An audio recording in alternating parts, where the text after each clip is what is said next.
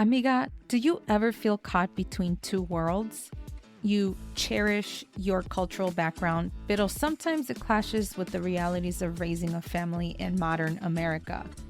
You might feel pressured to fulfill traditional expectations, yet you crave a life that allows you to be your true, authentic self. If you're a Latina mom nodding your head right now, I see you and I get it. Balanced Madrehood is more than your average Mami coaching program. It's a supportive comunidad designed specifically for you. I understand the unique challenges you face navigating between generations and culturas while forging your own path as a mama. Stop feeling like you have to choose between your roots and your future. Balanced Motherhood empowers you to create a life that celebrates your heritage, embraces your motherhood journey, and prioritizes your own happiness. Spots are limited. Don't miss out on this opportunity to connect with a supportive community and create a more balanced life. Visit the link in the show notes to join the waitlist for the next Balanced Motherhood cohort. I can't wait to meet you.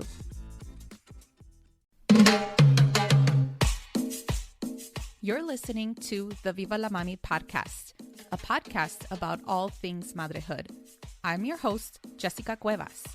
I am a mother of one on a mission to redefine the meaning of motherhood as a first-generation, bilingual, and bicultural Latina mami. Regardless if we feel like a failure from time to time, or if we succeeded with the little things in our motherhood journey, it is important to celebrate all of these experiences as madres. So, bring your cafecito as I invite you to be a part of this space and create raw and honest conversations about the exciting and challenging parts of being a mami. Ahora, vámonos. Hola, hola, amiga. Today, I am having my very first Viva la Mami Spotlight guest, who is none other than mi hermana Karina Fabela. Karina is a mother of two who became a young mommy at the age of 21. She shares how her life completely changed after having an unplanned pregnancy when dating her now husband for less than a year, and how she had to navigate her motherhood journey as a young mommy. Karina is currently a real estate agent based in the Chicago area and owner of Fey Fab Boutique, in which she designs and customizes shirts and other products. She is considered the queen of side hustles, and we discussed the reasons why she decided to pursue this instead of finding a traditional 9-to-5 job. I am very excited that you get to hear this first VLM Spotlight. Karina has a lot of wisdom to share, and it is my hope that a young mommy out there can connect with her story. So without further ado, here is my interview with my sister, Karina Fabela. Thank you so much for joining us today. I appreciate it. I'm just very excited to have you as my very first Viva la Mami Spotlight guest. I thought that this is a great way to initiate the Viva la Mami Spotlight, to introduce madres and to kind of share about their experiences. So I'm very, very excited. So thank you so much for being here. Thanks for having me. Yeah, so if you can introduce yourself, tell us a little bit about yourself and what do you currently do? Okay. Well, to begin, it's crazy because I struggled a little bit to answer these questions because I'm so used to me asking the question. So when people ask me, it's like, oh, hold on. But basically, I'm a 32-year-old young Latina mom. I am a mom to a wonderful 10-year-old and a beautiful 6-year-old girl. Currently, I am a realtor at Realty of Chicago. I'm also the creator and maker of Fey Fab Boutique. And also, I currently work part-time at where our sister works, S&S Activewear, just a part-time, just to keep, income steady. As an entrepreneur, sometimes it goes high and low. So I feel like it's always good to have your backup plans. So definitely a hustler mindset. Yeah. And just a human being living and doing, I always say. Yeah, no, that's great. Thank you for introducing yourself. And we're going to talk a little bit more about, how you're kind of like the queen of side hustles. So we will kind of touch on that. But first, the reason why I invited you is to kind of share your story about, your madrehood journey, right? About how you became Mhm. a young mom at 21, which for Yes. some, it's not a teen mom, right? But you perhaps had all these goals and dreams, right, about your future. And then suddenly this happened, right? It was an unplanned Yes, pregnancy and an for sure. unplanned marriage or relationship that you Marriage. had. Yes. So, can you kind of tell us about your relationship first, with Ben, my brother-in-law, which I love. We love, and he's a great man and a great father, and a great husband to you. But can you tell us a little bit more about your relationship and kind of walk us through the day that you found out you were pregnant?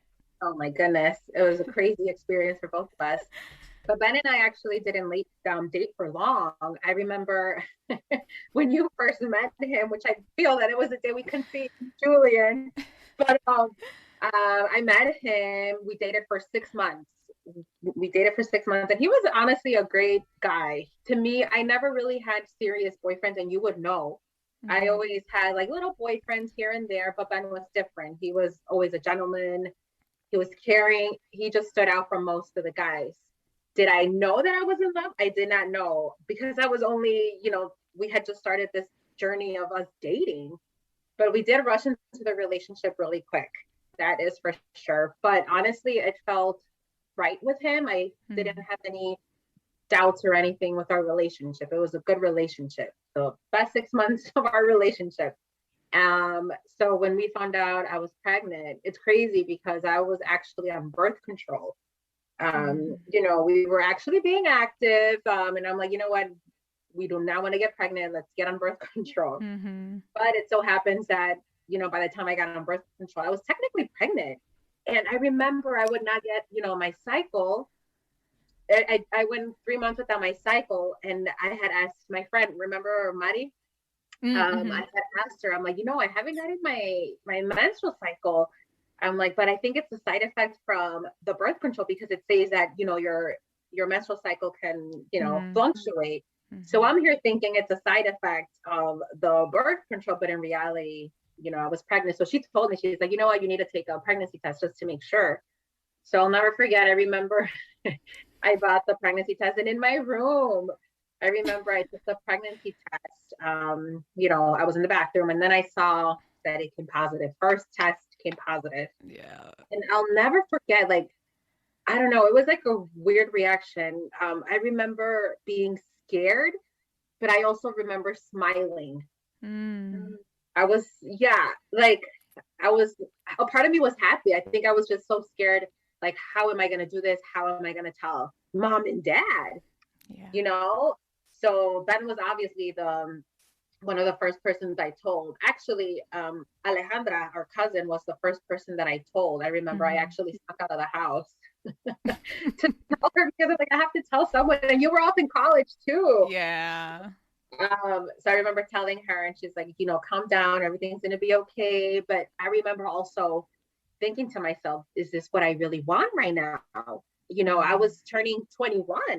I was turning 21. I had thought about going back to college. I was thinking about, getting my boobs done, if anything, too. Like I had a whole different mindset going on. So Yeah. I remember being very scared, very scared. I remember, honestly, I wasn't even sure if I wanted to proceed with the pregnancy, even though I did have Ben support. I remember when I told him, he said he was going to be there, and he was okay with whatever decision I wanted to make. But Mm-hmm. I do remember him, wanting the baby, which is Julia now. Yeah. So we have to like this at first. We're like, what? Let's just go to the doctor, make sure everything is fine. Okay. And yeah, we went to the doctor's appointment. They congratulated us, and I'll never forget. They were like, "Congratulations!" And we were just like, we were in denial. And I Yeah. remember after that, we had gone to a park, just to clear our heads, and we both started crying.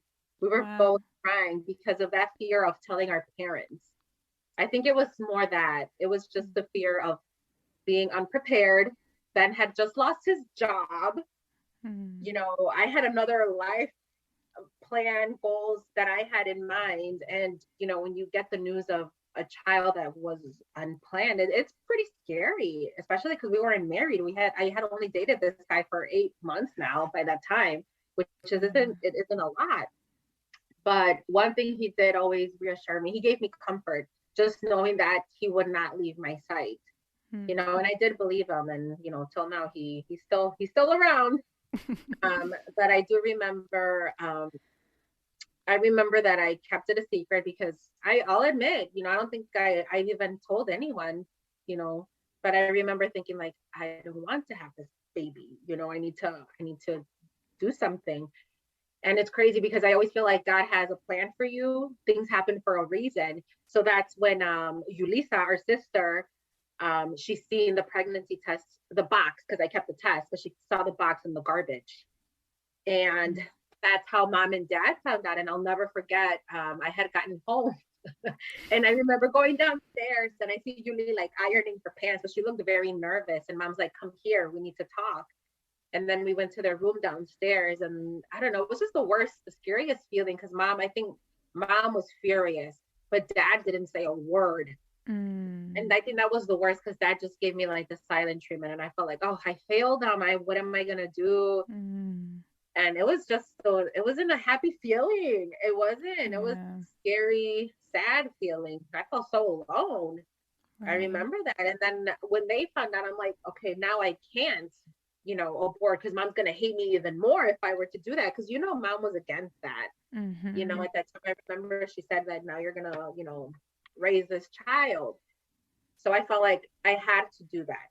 And I mean, obviously now I think about it and I'm like, I'm so glad I did that because Julian gave me purpose. He changed my life, but in a good way. Yeah. So that's why I always say things happen for a reason, for sure. And I still get emotional because it was very scary. Yeah. I mean, I can imagine like, like we obviously have been so close and I was even scared for you, right? It's like, holy crap, like how is her mind shift? How is her her plans, even like her physical body, like how is all of this going to change, just by this one action? And I don't think that's anything to blame. I think for the most part in our culture, there's a lot of blame and shame about relationships, about sex, and all of this stuff, but it's normal.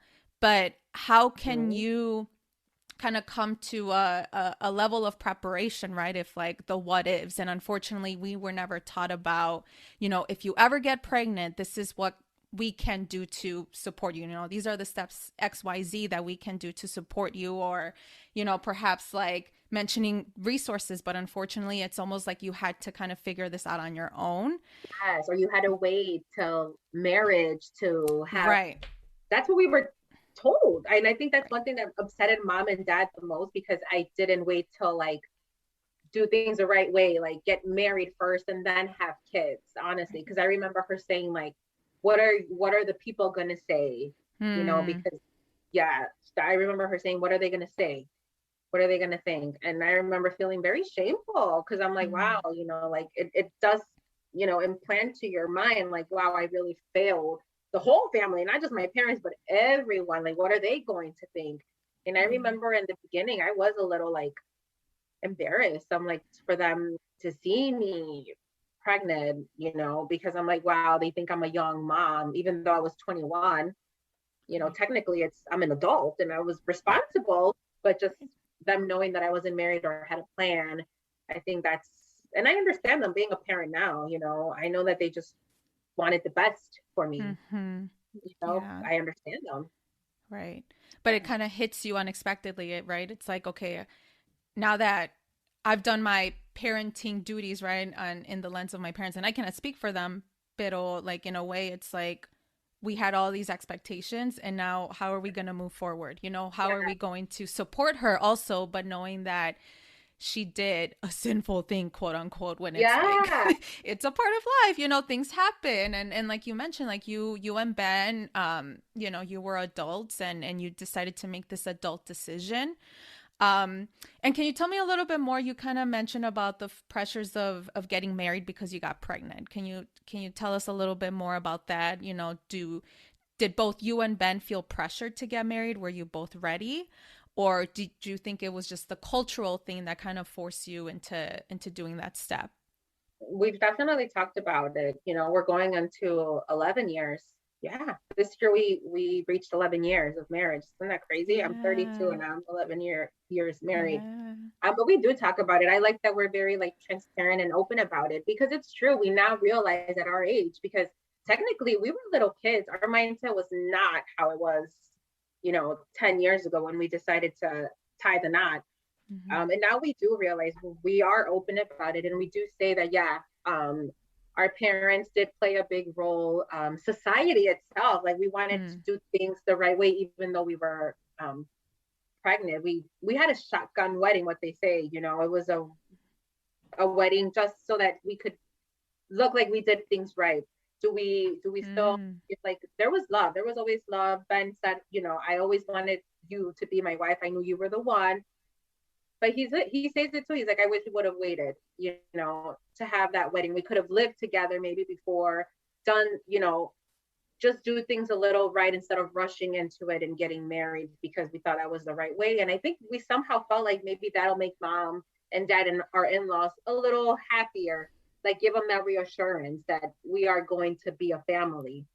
But Yeah. I really, being married now, honestly, marriage does not, to me, it doesn't signify like, family is what you create in the relationship, Hmm. not just the wedding ring, or having the same last name, or whatever society thinks about it. Yeah. But yeah, I'm glad that we're still together. I'm very blessed, and that aspect, because a lot of my friends that were moms, there's two that were moms around the same time I was, they're not with their significant other, Hmm. because everyone has their own story, and I never ever judge, because our journey, yes, we're still together, but it took us we've been through a whole roller coaster. We've had a lot of Yep. obstacles, but Yeah. yeah, I'm glad we're still a team. Yeah. No, that's great. I love how you define it that, you're still a team and how your family unit overpowers just like a wedding, right? Or the For sure. traditional thing. Yeah. Yeah. Yeah, that's great. Yeah. Um so, kind of going back to you finding out, that you were pregnant now, did you think that you were equipped, to have this child? Like, did you seek resources, or did you just kind of, Mhm. you just went to the doctor and you're like, okay, what Oh my should I goodness. do? Yeah. I just went along with it. And that's one thing, like when I see you being a mom, I'm like, wow, I do see the difference, Hmm. when you have a child at a later age. Age is nothing but a number, of course. However, I do feel like resources were not available around 2011. That's when Instagram was just starting. Now I get Hmm. advice from Instagram, from Pinterest, all this, Yeah. whereas before, yeah, I'll admit, I just kind of went along. I went along with a lot what I thought mom would advise. And even then, I feel like I didn't really have a lot of advice. It was just me on my Mm. own. I remember feeling very lonely, and like, who can I talk to? Yeah. I remember that. I remember Googling books, what to expect when you're expecting. I remember reading those books, Googling how to do that. So, yes, I definitely did want to do some research on how to be a mom, but there was never how to be a young mom or anything Yeah. like that, because I honestly felt like I was in between. I was an adult already, right? I wasn't a teen mom. I had the support. I wasn't a single mom. So I was just kind of like in between. And Mm. that's why I felt like, where do I belong? Who can I reach out to Mm. about my journey? So I did kind of just, go with the flow, like they say. Yeah. Yeah. Yeah. Mm-hmm. Yeah. And thank you for sharing that, because I'm sure that a lot of moms who, like you mentioned, right, they're not teen moms, right, where they don't have to depend on their, adult, Mm-hmm. parents or what have you, but you were also an adult, but without having this in plan, right? It wasn't in the books for Yeah. you at the moment. So it's No, like, I was how not do you equipped. all of a sudden like navigate this? And I'm sure that there's like this level of isolation because, yeah, you're so right. Like, there's nothing targeted for a mother who had an unplanned pregnancy. It's almost like you put all of these women in one bucket and it's like, okay, pregnancy is this and it's going to be pretty and it's going to be lovely. Mm-hmm. But it's like, okay, well, what if you have this level of resentment, you know, even to yourself? Or how can you navigate, you know, pregnancy when getting advice from your Latina mom who has Mm-hmm. certain beliefs or cultural, you know, Yes. traditions? But then again, it's like you're following along with what medical experts advise you. So it's like, where do I Yeah, it's go, like you're verdad? in between. Yeah, porque I remember also, and it's so true now that you say that, like our cultural beliefs. I remember me trying to do the right thing, and this is for Elena, my second daughter, when we were Mm-hmm. baptizing her, you know, which technically I felt like it's also very traditional to do the right thing. I'll Mm-hmm. never forget that Ben and I went for the class, and they told us that we were sinning because we weren't married through church. So it's just like, okay, so where do we fit in? Where do the parents or mothers that, you know, might have had um, gotten pregnant before marriage, like where do we fit in? Like we're trying to do the right thing, but then we're still criticized. You know what I mean? But then if you Mm-hmm. don't, you're still criticized by Right. our culture. And Yeah. sometimes it's unfortunate. So I'm very glad that like now we do have more resources and people are more open and they do what they feel is right for themselves, not Exactly. what society or our culture wants us to do. Yeah. So that's something that I always tell the kids, you know, do what feels right for you, Right. Right. for No, sure. that's great. Yeah, like Mm-hmm. I find like this level of self advocacy, you know, about yourself. Like you had to advocate for yourself and knowing what was right. And Mm-hmm. even if things didn't go the right way, quote unquote, right? Like you still found a way, you know, to come to some level of resolution or some level of like, okay, of balance, I guess, you know? Yeah. Yeah, so can you tell us a little bit more about, you know, when you gave birth to Julian? And I remember that day, like I literally saw him minutes after, Yeah. you know, which is a great feeling. Pero you as a mom, right, as a new mom, can you tell us a little bit more about, you know, what that experience was like? And, you know, just a little bit more about your postpartum days, you know, so I guess we're going Yeah. back, but like the first 3 months after having a baby, was it something that you expected or was it something that, you know, kind of hit you so sudden? Were there ways that you were looking for support, but you never talked about or vocalized? So can you tell us a little bit more about that? Mm-hmm. So what I was actually induced with Julian. I remember I was already full term and they gave me the option of being, you know, induced and I said yes because I was just very uncomfortable by that time. Mm-hmm. And it was actually a long labor process. It was about 23 hours that I was induced because I wasn't, you know, dilating. They give you the Pitocin to dilate. I just remember I do remember being prepared. I remember having like my little CDs to just calm myself. And my mind was always like focused on just you and the doctor, no one else. And I felt like that really helped. Mm-hmm. Um, were the contractions bad? Yes. I remember because it was a long labor. I remember being so mad. I was mad at Ben. I remember because he was like snoring. I'm like, oh, why is it that I have to go through this? You know, I think all women go through that, not just me. I think we all Yeah. get at some, you know, anger around there. Yep. But overall, the labor was good. I actually seen me deliver Julian. There was like a mirror. They asked me if I wanted the mirror, and I'm like, yes.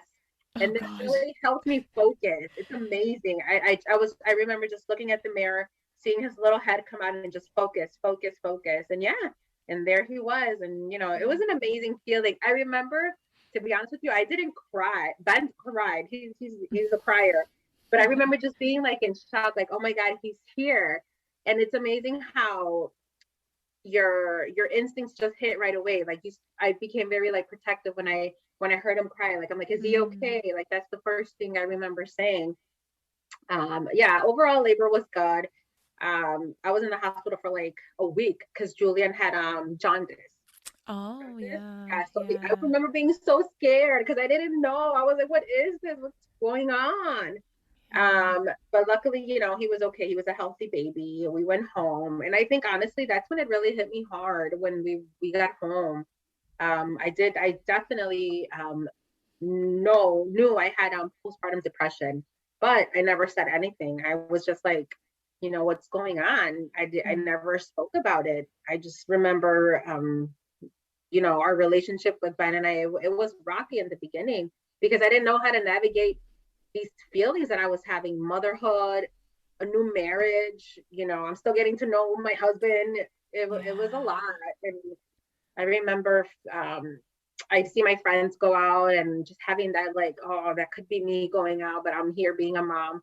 And that's one thing that I felt like I actually felt mad at myself for feeling like that. I'm like, you shouldn't be feeling like that. I felt like a bad mom because Mm. I was feeling like I was missing out. Mm. I remember that. Yeah, but Yeah. it goes away. It went away. I felt like, I had no choice. I always told myself, you got to deal with it, you know? Yeah. Yeah. Yeah. Yeah, I mean, and I think it's totally normal to grieve your past life, right? Or Yeah. even the should've, could've, would've's, Yeah. like There was a even lot me of that. when I became a mom at 30, like I'm like, oh, I want to travel more, and now I can't, or just like the little things about like even like career, right? And how I had to sacrifice, right? About no longer pursuing the career that I've wanted, right? Because now I'm in this whole new world, and yeah, so your mind shifts, but also it's just like prioritizing, right? Like how do you Yes. prioritize?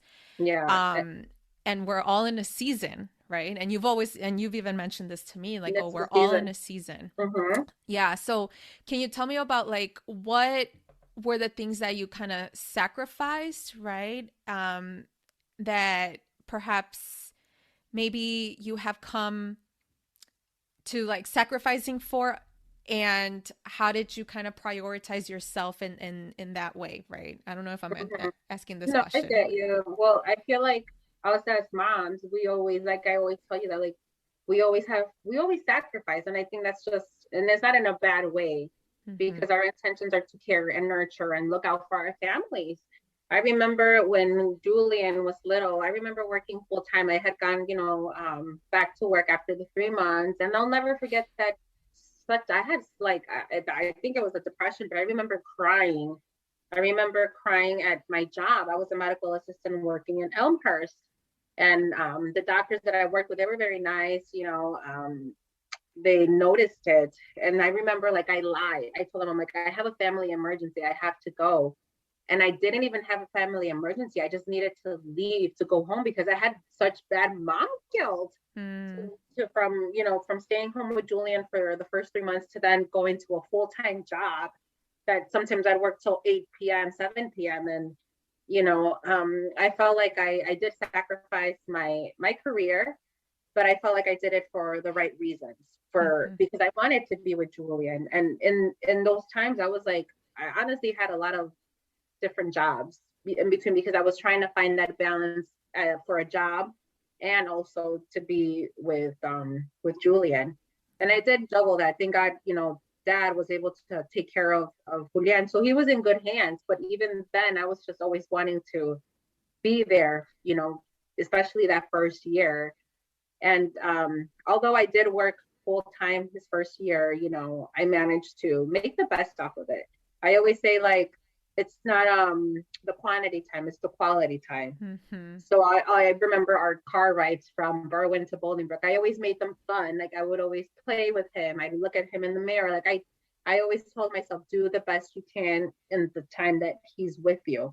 And in between that, I remember it's just hard. I feel like us as moms, but there's so much to do because I also remember Ben and our marriage, like, I have to put in time for that. And I remember him Mm-hmm. opening up to me, telling me, I feel like, you distance yourself from me, like it's just about the baby. And it's always like that sacrifice, right? Like, Mm-hmm. I had to sacrifice a lot of things for myself at times. But then it came to the point where it's just like, no, we all have to, like, balance it out. Mm-hmm. We have to, it's all balance, really. Yeah. With Elena, it was different. When I got pregnant with her, Ben and Elena was planned because I remember we wanted to have another one not so far from Julian. And for Elena, we did talk about it, and we decided, you're gonna stay home for Mm-hmm. some time just so that, you know, you can be with them. And I'm glad I had the opportunity to. And I remember even then when I was at home, I still felt like guilt. I remember feeling, you know, I had to sacrifice my income. I had to sacrifice my social life too. And I also, I don't know, I cared about what society would think. I felt like shameful because in our culture, we're told like the woman has to like also work and, you know, be the wife at home. I didn't want to be looked at as like, oh, just a stay-at-home mom. She just does and nothing at home. And no, it's work. It's work to be at home too. It So is. I always feel like I understand both the working mom and the stay-at-home mom because I've done them both. Yeah. And in both situations, yeah, there was mom guilt, but you have to learn to appreciate that role and season that you are in at that moment because it was beautiful. It was nice when I worked too because I had that time to talk, to have my own income. And it was also nice to be there for my kids, to pick them up, drop them off, story time, do all these activities. Because I do believe that if you are a stay-at-home mom, you should do things with your children, not just stay home and clean the house, because that's two people in the house to do that. Right. Right. Absolutely. Yeah. Absolutely. Yeah. And yeah, thank you for sharing that because oftentimes there's this shame about moms who decide to go back to work full time and then moms who decide to stay at home.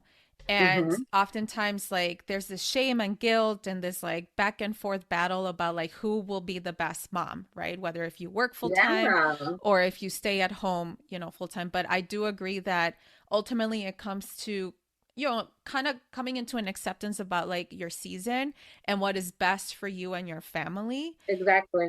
And also just like, you know, understanding that regardless of what decision you make, you're not going to achieve everything at the end of the day. You know, you have to find that balance, you know, because I think that there's this, you know, narrative kind of like viewpoint about moms being super moms, right? Like super mamas. And it's like, okay, you cannot do it all. Like it's just impossible. You cannot do it all. But definitely finding that balance to figure out, okay, what is it that I need? What is it that my children need? You know, what is it that my partner needs also? And how can I fit in these specific tasks, you know, or these goals that I have in mind, thinking about, okay, how can I balance it all? We're raising our family, you know, we're like the foundation of the house to keep it up. We put in a lot of our effort, our time, our love, that we should be there to help each other out if we need advice instead of like separating the two. You know what I mean? Yes. Yep. Yeah. Yep. That is so true. That is so true. So, you know, we talked about a little bit about like your priorities and kind of sacrificing, right? And you shared a little bit more about your work experience. You did mention that you do side hustles, right? So can you tell us a little bit more about that? And has that helped you to have this level of like fulfillment, you know, like, okay, I'm still working, but I get to pick and choose, right, what I want to work for or who I want to work for, while also, you know, being the foundation of the household. Yes, for sure. I don't know. I think when I started with my side hustles, it did give me like that, I don't know what's the word to say, but it gave me that, not confidence, but it made me feel good to contribute something and not just to stay home. You know, being able to contribute, it made me feel good. Even if it was like $30, I felt great because it's like it's me putting in money for myself or the kids to go out, and just for my husband to see that, you know, I'm also working hard to make something, you know. And that, like you said too, I in the beginning I had a hard time finding a job that would help me balance my schedule with my kids. I'm a big believer that I don't like working for somebody else all the time. I like for me to be the one to make my hours. You know, I don't like to be controlled by another business, which is nothing wrong if you do. I think that's great. But I feel like if I'm not happy, I don't feel like I need to continue doing that.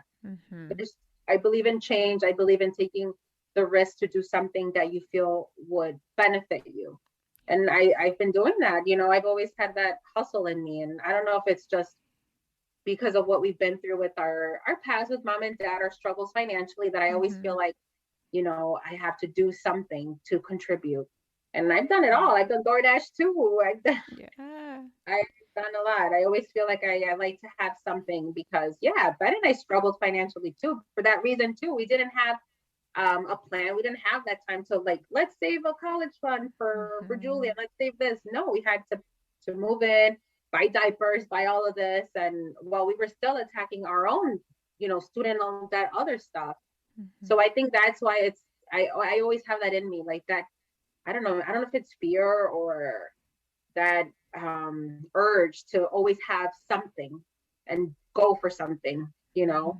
There's no Right. excuse why you No. can't do something.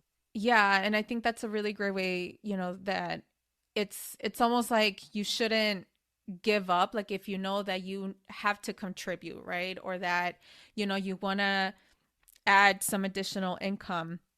I think instead of having this mindset of like, oh, pues no tengo tiempo, or oh, it's going to be impossible, like, you know, I think that there is always a little bit of time, right, to add in and do a little bit of work, whether if it's, Yeah, the door dashing, right? And then you get to choose your schedule, which is great. You still mhm, find that flexibility. So I appreciate you having that mindset, and especially how you shouldn't tie yourself in with an employer, especially if that employer doesn't support you or isn't family friendly, right? Because oftentimes these typical 9 to 5 jobs are just not, you know, they have this old school mentality. The majority of people nowadays are women who are in the workforce, and then these mhm, schedules are very typical and traditional, as if these moms don't have another life, as if they don't have other responsibilities. mhm. And so I do appreciate you sharing that, because there's other ways of making money, there's other ways of bringing in income, um to the household. And yeah, and I appreciate you sharing that. So Yeah, and I don't know. We shouldn't feel like embarrassed either because I mhm. remember also I worked at Amazon. I remember I've worked at a warehouse, and I remember a part of me was like, "Oh my God, I can't believe I'm working at a warehouse." I used to think like, and not to sound, um, cocky or anything, but I'm like, I had some schooling. My parents would be ashamed, but I'm like, you know what? I don't care. This is what I have to do right now. It's the Exactly. season that I'm in, and I'm gonna do it because it helps me with to be with my kids. I remember I sacrificed sleep because I worked from 12 a.m. to 4 a.m. Mm. So I didn't sleep, because that's something that I wanted to do. I wanted to do that because I wanted to have my other days because I was doing my shop, my Fey Fab shop at the time. So I just felt like it worked for me. Mhm.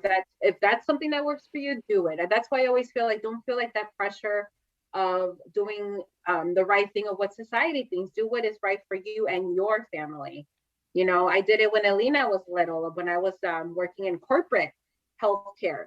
I had the flexibility to have flex time. I remember going in the office at 12 at night, midnight, so that I can be with my baby during the day. I Right. always had something coming, even if it was a little bit. And I don't know, I think that's just in me you know, to just work hard for yourself, to still have a part of me. I just didn't want to Mhm. give up. Um, and there's nothing wrong with that, but it's just me that I felt like I didn't want to lose myself, you know? Mhm. And I guess Yeah. that was a way of me having my time to myself. I remember listening to podcasts, listening to an audio book, when it was, even though at night, I felt good. I felt good because it was my time. Yeah. Yeah. Yeah, that's great. And now you did a career change now. You used to Mm-hmm. be in the medical field and doing a medical assistant, and also like the insurance aspect of it, and now you're in real estate. So, can you walk us a little bit about that experience and what inspired you to become a realtor? And kind of like, I just love this because I think that you're hella resilient. You're just so, I don't know, I just feel like you're so powerful. Like you have this sense of like clarity about yourself, and I really appreciate that. So yeah, so what kind of helped you to become a realtor, and then what are your goals as far as with your career? Okay. Well, I remember Ben and I, and it's crazy how it always happens like in that time when it's your time, right? Mm-hmm. I remember Ben and I had gone to a seminar because really Ben was the one that really engraved it in me about real estate. He's like, I want to go to the seminar. I want to learn about fixing and flipping. So we went, and this was 4 years ago. And I remember we were pumped, let's go do it. And it was an eye opener for me too. And I remember when they asked, like, always think about your why, what's your why? And my why is like my family. My why is that freedom. I don't want to be stuck in an office that I'm not happy in. Mm-hmm. I didn't have a college background. I don't have a college degree that can give me that, I don't know, those resources to have a job that I would like. And I didn't want to go back to college because I didn't feel like it was the right thing for me. Mm-hmm. So I remember when Ben had mentioned wholesale real estate, he actually started first. And then, he was like, well, in Illinois, I think it'd be best for you, for one of us to get our license. That way, we work together as a team. And I'm like, you know what, I'll do it, because I started doing my research on real estate. And yeah, that I felt like it can provide me and our family like that step to get us to where we want to be, and that is time of freedom. Mm-hmm. Is that my thing right? Freedom of time of freedom. Yeah. Having that life that can give us the time together, because oftentimes, life goes by so fast. I see Mm-hmm. Julian, he's 10 years old, Elena, she's 6, and I'm an overthinker. I start thinking like, oh my God, he's gonna start going to high school, he's gonna start going this, and I just want to be there to give him a lifestyle that he appreciates, but that he also, I want to teach him that he doesn't need to believe everything society says. He doesn't Mm-hmm. need to have go to a certain college to succeed Mm-hmm. in life. Mm-hmm. He can learn how to invest. There's other ways of being successful. Yes. And oftentimes in our culture, and we were brought up thinking that, like, and there's nothing wrong, obviously, because you work in education, there's nothing wrong with Mm-hmm. that. But we were brought up like, okay, education is what gets you far. I feel that it's knowledge, knowing. Knowledge Mm-hmm. is what gets you far. Not, Yes. unfortunately, not what a lot of the things they teach in school is not knowledgeable. It's things that, Mm-hmm. get you through life, give you that knowledge to succeed and grow and live free. Right. So I think that's really my motivation. I felt like that was my key. I didn't need a college degree. I'm like, okay, well, Mm-hmm. this can get me in the doorsteps to then later on, start investing, doing a lot of things. So Yes. yeah, that's pretty much what I chose. And so far I'm liking Yeah. it. It's a lot of learning, but I do love being there. And I was just actually telling Ben, it's crazy how I wonder if us realtor women, maybe that should be a topic for you, if us being women, moms and wives, are we looked at differently in the business field? Because oftentimes I started noticing when I go to certain trainings and stuff like that, when they know you have a family and a wife, it's like, oh, okay, like you're kind of put place a little bit because you're not Mm-hmm. single or you're not a male figure. I wonder if there's a difference in Mm-hmm. in that other, business world. So I wonder Yeah. how, yeah, that's something that I'm figuring out myself. Yeah, yeah. So I have some madrehood questions now. So, I typically ask this to my guests about, just specific things about what they make out of motherhood, right? So, what Okay. still surprises you about being a mommy? So, you have a 10-year-old and a 6-year-old. What still Uh, surprise you? how I'm still learning. Oh my Mm-hmm. God, like there's no right way of parenting. Right now, I'm at the stage where my son is growing up and it's being very hard for me to adjust. I'm trying not to freak out, but it does scare me. Just, I'm already thinking, like, oh my God, they're going to leave my home one day and I'm going to be alone.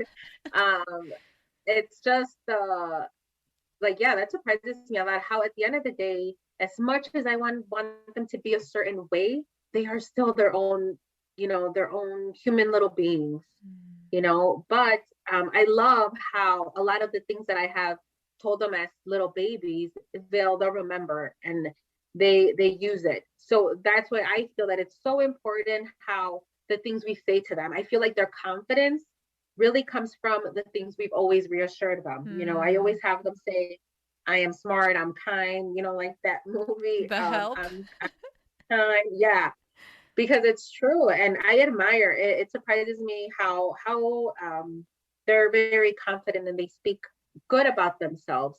Don't get me wrong, they have their days. Well, they'll say, "Oh, I'm dumb," and I always catch them and I remind them, "Don't say that." Mhm. You know, because it's true. Whatever you speak out, it comes to reality. You know, but yeah, I don't know if I'm answering it right. Is it answering right? Is Yeah, that what yeah, surprises? Yeah, yeah, okay. yeah. Yeah, it's just like the not knowing. There's no perfect book that tells you how to be a parent. Mhm. You know, they're all so different. Elena's totally different from Julian, and I'm learning to communicate, you know, with each individual differently. You know, and Mm. that's something that Ben has struggled a little bit more because he's a certain way and he feels that they should be talked to a certain way. But no, at the end of the day, Julian is Julian, Elena is Elena, and they both understand things differently. So you have to talk to them in a way that he'll understand and that she'll understand. Yeah, Yeah. yeah. So that's really what surprises me. Just that whole like the unknown, the new things that come up as parents, you know, every year, it's different. It is. It's so Yeah. different. Yeah. It's like, when you think that you have mastered in something, something else comes and it's like, oh crap, now I have Yeah. to learn again, or I have to learn about all of these different milestones or childhood development things. And yeah, and right now, yeah, your kiddos are old enough, but they're each almost going through their own phase, right? Like Yes. Julian is kind of going into his preteen years. Yeah. And, Ellie is obviously, she's still in that primary school age, right? So she's Yeah. not a baby, but still, she is independent. And how do you balance that? Yeah. Hmm. So, whew, I have lots to learn. Yeah, um, you too. yep. But you'll be fine. Yeah, thank you. So what is one tip of advice that you have for a new Latina mommy? I know Latina Mami, honestly, just to seek help, seek for resources, and just to know that they're not alone. Honestly, like I get amazed by all these like communities that there are. There is help. It's just a matter of being vulnerable and speaking up. Mm-hmm. You know, Mm-hmm. speak up, and if you need help, yeah, there's help out there. There really is, Yes. honestly. And that's honestly my best advice. And be present. Don't let Mm-hmm. society tell you how to be a mom. I feel like that's why you should never judge how you know how moms raise kids or whatever, because at the end of the day, as long as you know you give that child love, nurture, and care, and you show it in your own way, that's all that matters to that child, because that's Right. your child, you know. And just really be present and live in the moment, really.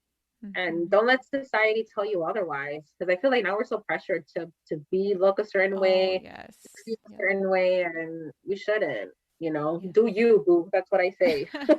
Yes, I love it. Thank you so much for that advice. I think that that is very Yeah. meaningful. All right. So the last question, what is the meaning of madrehood to you? So I actually looked it up, and it's crazy because I'm like, motherhood. Like you hear it all the time, you know, but when you define something, it's totally different. And I Yeah. Googled it, and motherhood kept coming up. Motherhood, Yep. motherhood, motherhood.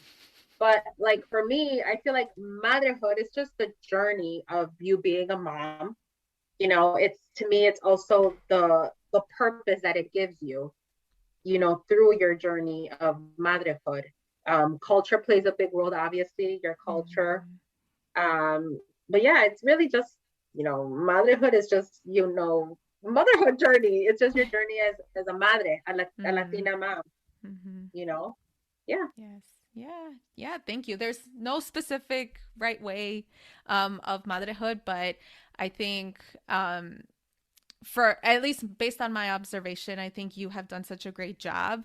And Thank you you. are, yeah, you set such a great example, at least for me now as a new mommy. Like, I'm like, oh, like I've always thought, like, oh my gosh, Gary is such a great mom. Like, that's something that I want to do, like it's almost like, yes, I'm the older one. Well, kind of, because we're only 11 months apart.